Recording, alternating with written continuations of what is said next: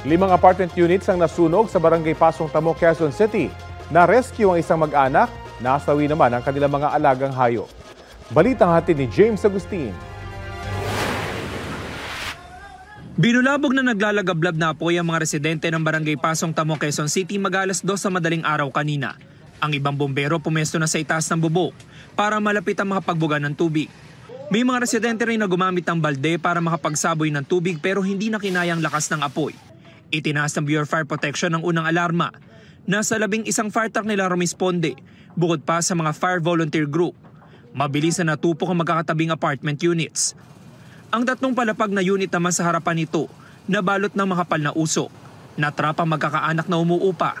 Nailigtas sa rooftop ang senior citizen na si Marianito.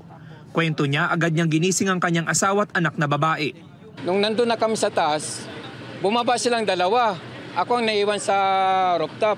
Sabi ko, bumalik kayo dito. Dito tayo dadaan sa gilid. Wala na, hindi ko na sila maano. Kasi makapal na yung usok. Ang mag-ina na iligtas sa mga rescuers sa 2 palapag malapit sa pintuan ng comfort room. Dinala sila sa ospital at nasa maayos ng kalagayan. Paglabas, dinala kagad dito. Binigyan kagad natin ng hangin para hindi nga masyado masuffocate. Ngayon, hinintay namin makarating ng spine board at saka yung mga kasama natin mga EMS. Naisakay naman kaagad. Okay naman po yung babae na anak. Magay na kasi yun.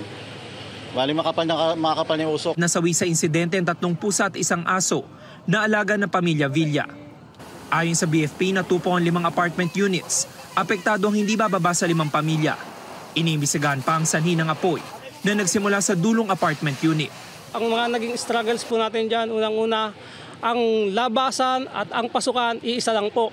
Wala po silang secondary exit. Doon sa nakitaan naman po natin na 2 victim natin, yung window po nila halos nakasarado po, grills po siya, hindi po natin mabubuksan. Kaya wala sila pong fire ladder exit. Mag-alas 13:30 na madaling araw nang tuluyang maapula ang sunog. Inaalam pa ang kabuang halaga ng pinsala sa ari-arian. James Agustin, nagbabalita para sa GMA Integrated News.